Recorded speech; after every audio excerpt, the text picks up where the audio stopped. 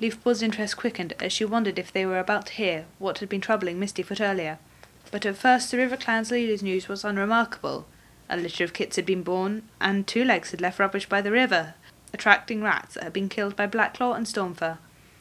Greystripe looked ready to burst with pride when his son was praised, while Stormfur scuffed the ground with his paws, his ears flat with embarrassment. At last Leopardstar meowed, "Some of you have met our apprentices, Hawkpaw and Mothpaw. They are now warriors, and will be known as Hawkfrost and Mothwing." The cats around Leafpaw craned their necks to see the warriors that the RiverClan leader had named. Leafpaw turned to look too, but she could not distinguish them among the throng. The traditional welcoming murmur for new warriors broke out at the announcement, but to Leafpaw's surprise it was mingled with a few disconcerted growls, which she realized were coming from RiverClan cats. Leopardstar glared down from the rock, and stilled the noise with a flick of her tail. "Do I hear protests?" she spat out angrily. "Very well, I will tell you everything, to stop rumours flying around once and for all. 6 moons ago, at the beginning of New Leaf, a rogue cat came to RiverClan, bringing with her 2 surviving kits. Her name was Sasha, and the birth of her kits had weakened her so much that she needed help hunting and caring for them. For a time she thought of joining the clan, and we would have welcomed her as a warrior, but in the end she decided that the warrior code was not her way of life. She left us, but her kits chose to stay." A flood of protest surged up from the cats around the rock. One voice rose clear above the others, yowling. One voice rose clear above the yowling. "Rogue cats!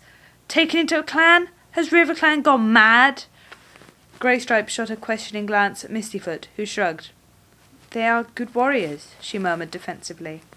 Leopardstar made no attempt to quiet the clamour, only staring stonily down until it died away. "They are strong young cats, and they have learnt their warrior skills well," she meowed when she could make herself heard. "They have sworn to defend their clan at the cost of their lives, just as all of you have sworn." With a glance at Blackstar, she added, "Were not some of ShadowClan's warriors rogues once?" Before he could reply, her gaze swiveled to Firestar. "And if a kitty pet can become clan leader, why should rogues not become warriors?" "She has a point there," Greystripe admitted. Firestar dipped his head towards Leopardstar. "True," he mewed. "I will be glad to see these cats fulfill their promises as loyal members of the clan." Leopardstar nodded in reply. His words had clearly appeased her. "Is that what was worrying you, Mistyfoot?" Greystripe asked. "It's no big deal if they settle down well." "I know," Mistyfoot sighed, "and I know I'm the last cat to criticise any warrior for being born outside the clan, but—" "You do know that Mistyfoot's mother was your old leader, Bluestar?" Feathertail whispered to Leafpaw. Leafpaw nodded. "But Leopardstar hasn't told you everything," Mistyfoot went on. The blue-grey warrior broke off as Leopardstar began to speak again. "Mothwing has chosen a special place within our clan," she explained. "Mudfur, our medicine cat, is growing old, and the time has come for him to take an apprentice."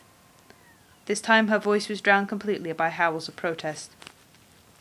The 3 other leaders on top of the great rock drew together for an anxious conference. Tallstar was clearly unwilling to speak out after Leopardstar had agreed to give him access to the river, and in the end it was Blackstar who replied, "I'm ready to admit that a rogue cat can learn enough of our code to become a warrior," he rasped. "But as a medicine cat? What do rogues know of StarClan? Will StarClan even accept her?" "That's what's bothering me," Misty muttered to Greystripe.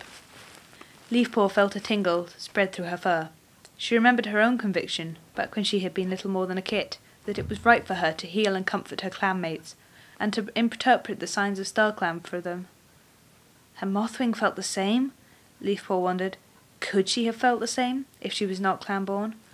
Even Yellowfang, the medicine cat before Cinderpelt, had been forest-born, though ThunderClan had not been the clan of her birth. Voices all around the clearing echoed Blackstar's questions. At the base of the rock, an old brown Tom heaved himself to his paws and waited for quiet. It was Mudfur, the RiverClan medicine cat. As the noise died down, he raised his voice. "Mothwing is a talented young cat," he meowed.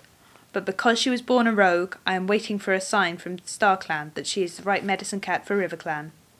Once I have received that sign, I will take her to Mothermouth at the half-moon time. If I act without blessing of StarClan, then you can all complain, but not until then." he flopped back down again, his whiskers twitching irritably. The crowd had parted so that Leafpool could make out the young cat crouched beside him. She was startlingly beautiful, with her glowing amber eyes in a triangular face, a long golden pelt with rippling tabby stripes. "Is that Mothwing?" she whispered to Feathertail. "That's right." Feathertail gave Leafpool's ear a quick lick. "When the leaders have finished, I'll take you to meet her, if you like. She's quite friendly once you get to know her." Leafpool nodded eagerly. She was sure that Mudfur would soon receive the sign that Mothwing could be accepted. There were no other medicine cat apprentices in the forest, and she looked forward to making friends with another one, someone she could talk to about her training and all the mysteries of StarClan that were slowly being revealed to her. The protest had died down after Mudfur's speech, and as Leopardstar had no more to say, Tallstar brought the meeting to an end. Feathertail leaped to her paws. "Come on, before we all have to leave."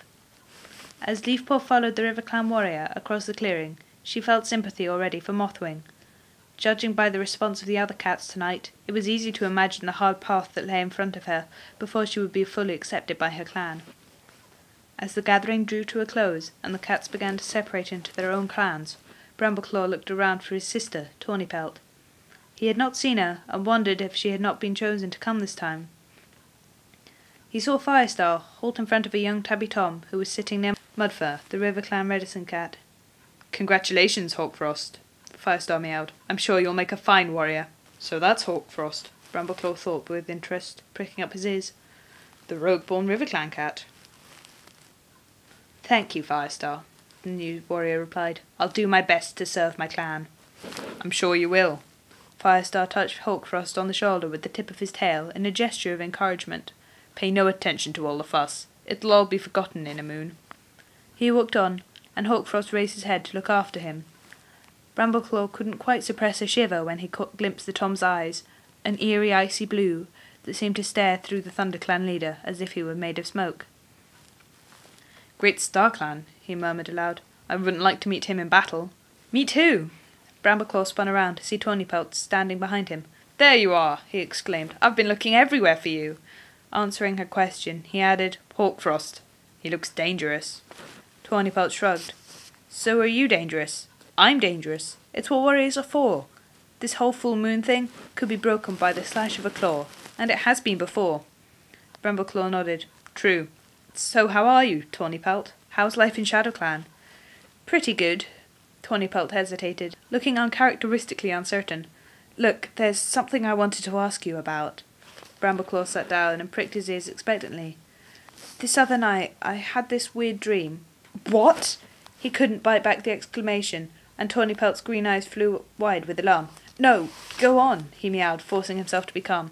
"Tell me about the dream." "I was in the clearing in the forest," Tawnypelt explained, "but I didn't recognise exactly where it was. There was a cat sitting on the rock, a black cat. I think it was Nightstar. You know, ShadowClan's leader before our father. I guess if StarClan were going to send a cat to ShadowClan, it wouldn't be Tigerstar." "What did he say to you?" Brambleclaw asked hoarsely, already knowing what his sister's answer would be. "He told me that there was some great trouble coming to the forest, and a new prophecy had to be fulfilled. I had been chosen to meet with 3 other cats at the new moon, and listen to what Midnight would tell us."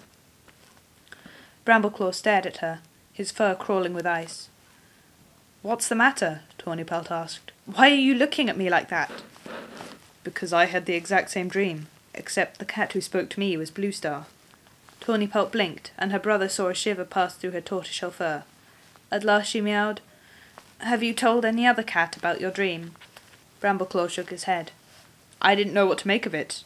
To be honest, I thought it was due to something I ate. I mean, why would StarClan send a vision like that to me instead of Firestar or Cinderpelt?" "I thought the same," his sister agreed, "and I expected the other 3 cats to be from ShadowClan, so when no other cat mentioned it—" "I know, me too. I thought they would be from ThunderClan, but it looks as if we were wrong." Brambleclaw glanced around the clearing. The gathering was thinning out as cats began to leave, and in spite of protests over Hawkfrost and Mothwing, the general mood was good-humoured. No other cats looked as if they had received doom-laden dreams. What possible trouble could be coming, and if it did, what could he and Tawnypelt do about it? "What do you think we should do now?" Tawnypelt echoed his thoughts. "If the dream was true, then 2 other cats should have had it," Brambleclaw replied. It makes sense that there would be one from each of the other clans. We should try and find out who. Oh yes, Tawny Pelt sounded scornful. Are you going to walk into Wing Clan or RiverClan territory and ask every cat if they've had a weird dream? I'm not. They would think we were mad if they didn't claw our ears off first. We're all supposed to meet at the new moon. Tawny Pelt mewed thoughtfully. Nightstar didn't say where, but it must be here at Four Trees. There isn't anywhere else where cats from 4 different clans could get together. So, do you think we should come here at the new moon? Unless you can think of a better idea. Brambleclaw shook his head. I only hope the other cats do the same. If the dream is real, of course. He broke off as he heard a cat calling his name, and turned to see Firestar standing a short distance away from him, with the other ThunderClan cats gathered around him. It's time to go, Firestar said. Coming! Turning back to Tawny Pelt, he meowed urgently. At the new moon, then. Say nothing to any other cat, and trust StarClan the others will come. Tawny Pelt nodded and slipped into the bushes, following her clanmates. Brambleclaw hurried over to join Firestar, hoping that his shock and fear did not show on his face. He had tried to forget his dream, but if Tawny Pelt had dreamed it as well, he had no choice but to take it seriously. Trouble was coming, and he did not know what to do about it, nor understand how Midnight could tell him anything. Oh, StarClan, he mewed silently, I hope you know what you're doing.